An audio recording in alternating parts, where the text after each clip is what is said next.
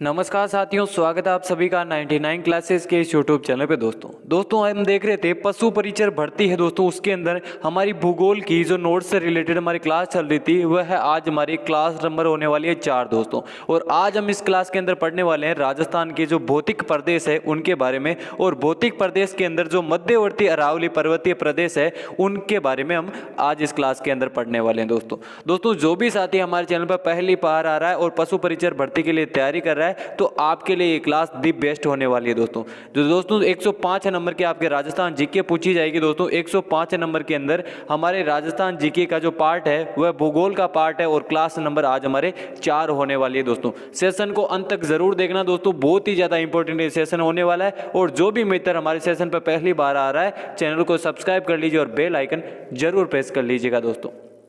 तो चलिए दोस्तों, पहला आज का हमारा लगभग 60 करोड़ वर्ष पूर्व प्री कैम्ब्रियन युग में पृथ्वी के समस्त महाद्वीप संयुक्त रूप में पाए जाते थे, जिन्हें पेंजिया कहा जाता था। और पेंजिया के चारों ओर विस्तृत जल भाग की पेंथासारा कहा गया दोस्तों। ये था दोस्तों, ये जो पेंथासारा है इसके अंदर दोस्तों जो पेंजिया महाद्वीप है वह है। और दोस्तों इसके बाद में जो बरातल के टुकड़े हो चुके, उसके बाद में हमारे 2 अलग अलग लैंड बन चुके, एक तो अंगारा लैंड और एक गोंडवाना लैंड। दोनों के अंदर तो दोस्तों बीच में प्रेशर लगा तो बीच के अंदर क्या आ गया, टेथिस सागर आ गया।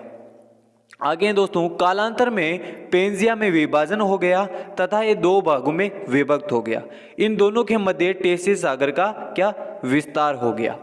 पेंजिया के टूटने से जिन 2 भूखंडों का निर्माण हुआ उनमें उत्तरी भाग को अंगारा लैंड तथा दक्षिण भाग को गोंडवाना लैंड कहा गया।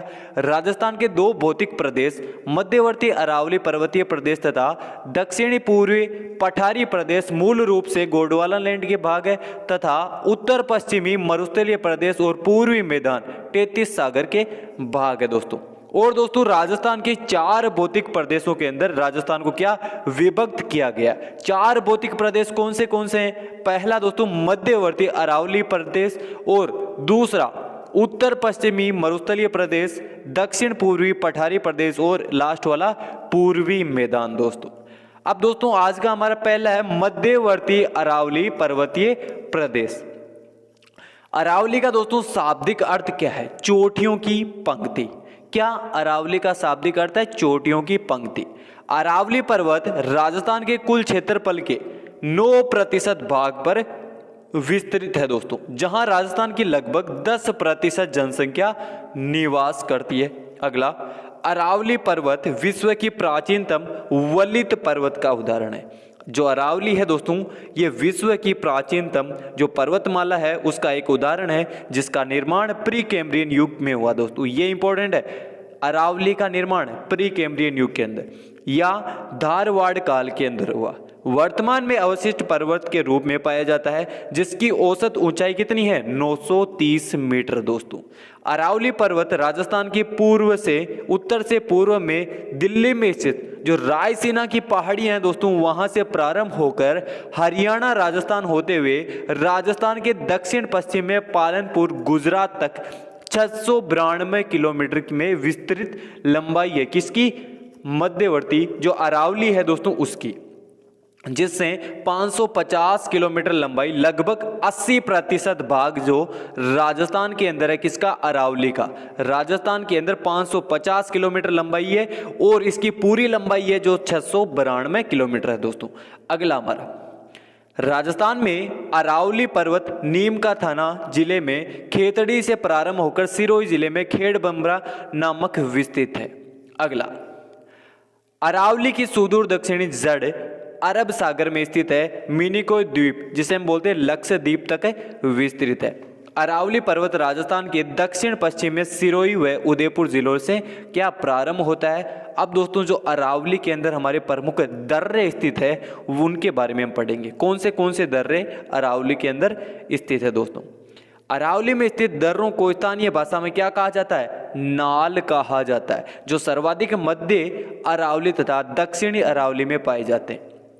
इनमें से प्रमुख निम्न दर्रे कौन से? पाली के अंदर कौन सा दर्रे हैं दोस्तों? देसूरी की नाल और हाथियागुड़ा नाल। देसूरी की नाल और हाथियागुड़ा नाल।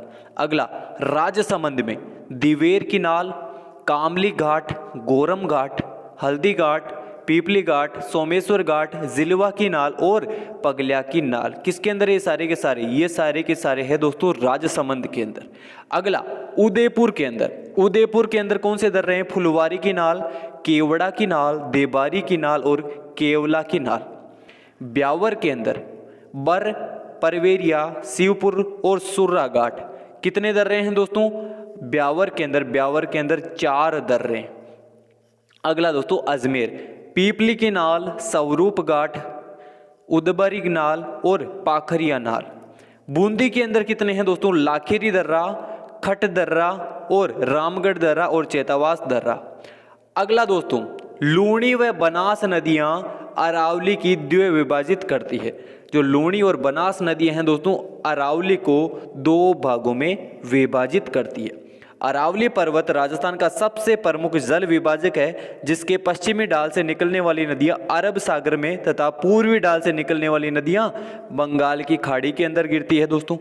अब दोस्तों इंपॉर्टेंट टॉपिक कौन सा आ जाएगा? अरावली की जो चट्टानें हैं उसके बारे में। अरावली का निर्माण अरावली व देहली महासमूह की चट्टानों से हुआ। अरावली महासमूह की अधिकांश चट्टानें क्वार्ट्जाइट तथा फललाइट तथा देहली महासमूह की चट्टानें क्वार्ट्जाइट तथा शिष्ट प्रकार की है। अगला दोस्तों great boundary fault, great boundary fault महान सीमांत भ्रंश। राजस्थान के दक्षिणी पूर्वी भाग में अरावल सेल समूह तथा विंध्याचल सेल समूह को अलग करने वाले भ्रंश को महांत सीमांत भ्रंश कहा गया दोस्तों।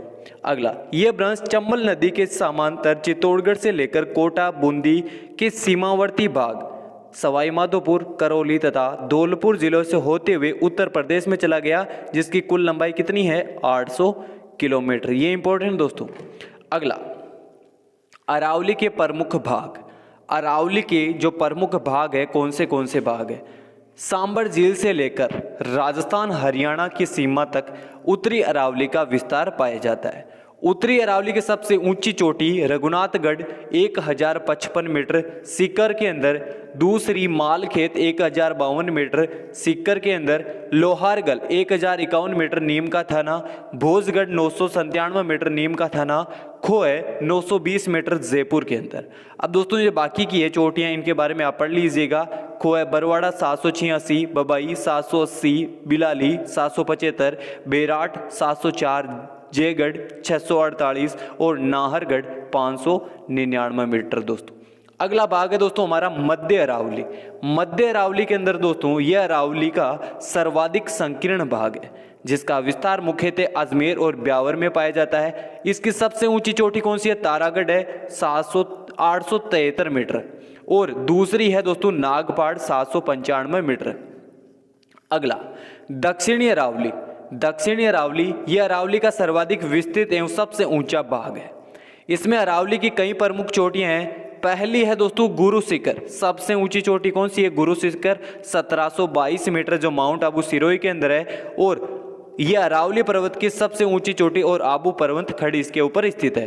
कर्नल जेम्स टोड ने संतों का शिखर कहा और यह भारत के उत्तर में हिमालय से लेकर दक्षिण से नीलगिरी की पहाड़ियों तक मध्यवर्ती भारत की सबसे ऊंची चोटी है दोस्तों। अगली चोटी कौन सी है? अगली चोटी है दोस्तों शेर। शेर की कुल लंबाई कितनी है दोस्तों? ऊंचाई 1597, देलवाड़ा 1442 किलोमीटर और जरगा 1431, अचलगढ़ 1380, आबू 1295, कुंभलगढ़ 1224, ऋषिकेश 1017 और कमलनाथ की पहाड़ियाँ 1001 किलोमीटर जो सिरोही के अंदर है, और सज्जनगढ़ 938 जो कहाँ है दोस्तों? उदयपुर के अंदर।